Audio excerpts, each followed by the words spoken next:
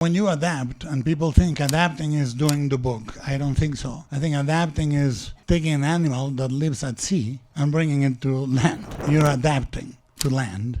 So you are trying to have a piece that A, will have a dialogue with the book, B, a piece that will illuminate areas of the book that have not been rendered on film, which were plentiful. Almost all of them. and are still plentiful, but also one that I've been obsessed with this. And people say obsessed now because they Google for 10 minutes.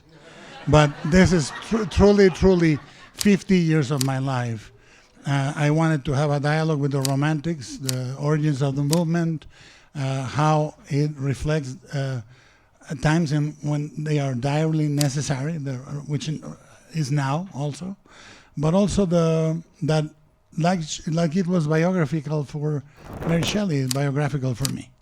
So in many ways, that is like a hall of mirrors for me, but it's something that has grown for all those decades into what was presented. So adapting it, 9 to 5 rigorously took over 2.5 years to do that script, but to come up with the ideas took the 50 years. So there's so much I can talk about this, and we will, because we have an hour and a half, so you're screwed. There is nothing that was decided into structuring that was not thought about for that long.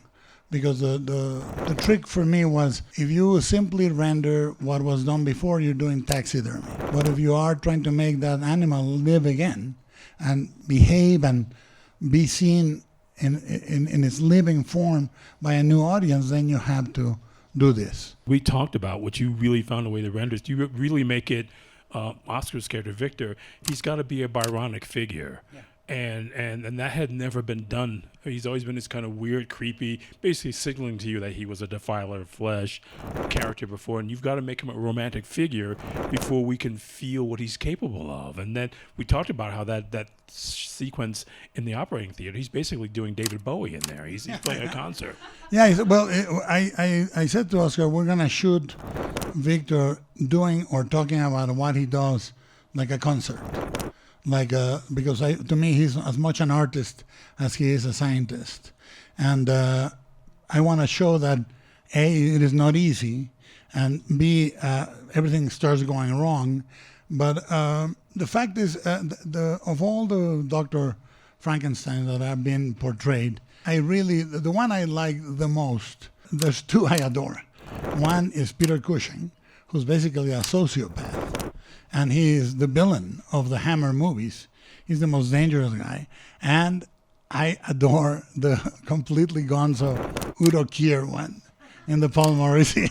I love that movie so much. Me too. The first time I ever got scared in the movie was that beheading in the forest. With the scissors. Where you can see like the little person in the suit and they cut the plastic head off of it. I adore it. I think there is great adaptations of Frankenstein, of course, many, but as far as the Doctor, for me, the two that have an origin in some way, deranged or sociopathic, were those two. But both of those performances and those characterizations are predatory. Yeah. And there's something about that in your version of Victor too. Yeah, but he believes he is the hero.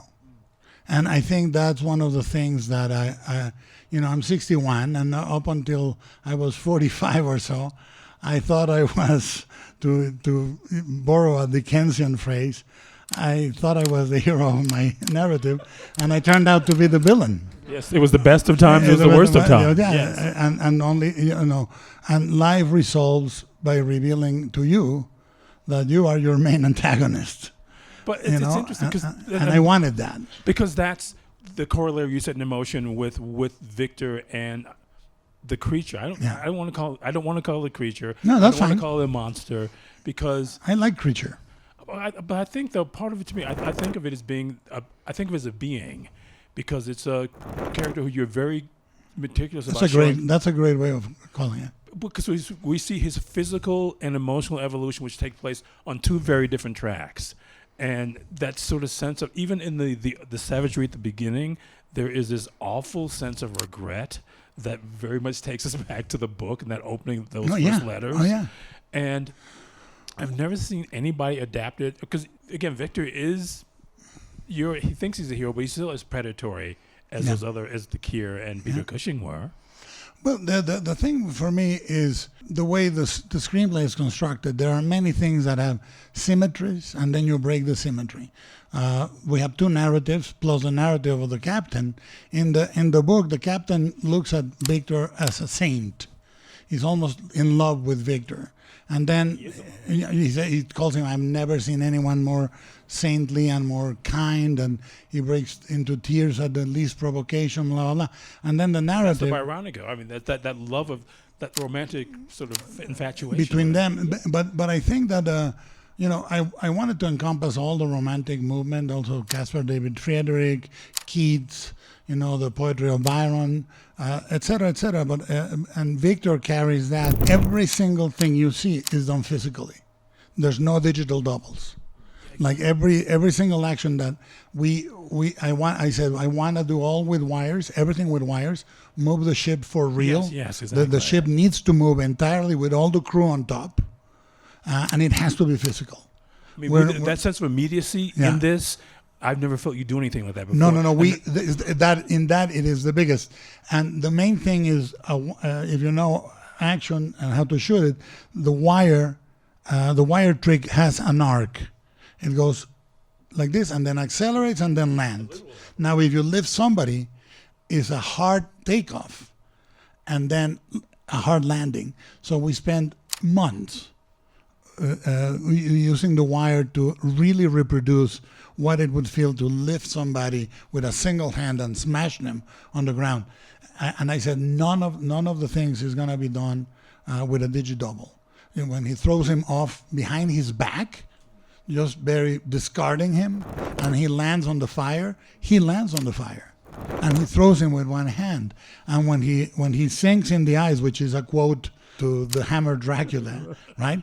We really created this iceberg that was controlled by remote control, and he sank in the water. Everything was done with that desire to also because the movie wanted to open with you, number one, saying the creature is very destructive and fearful, one side of the story, and ending the movie knowing why he did it.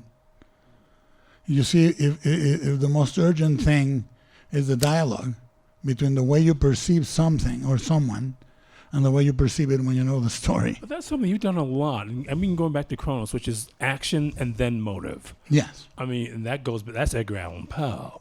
I mean, we were reacting to the display and the carnage. And I've never been which is not to say you've not staged action before. That wasn't what I said.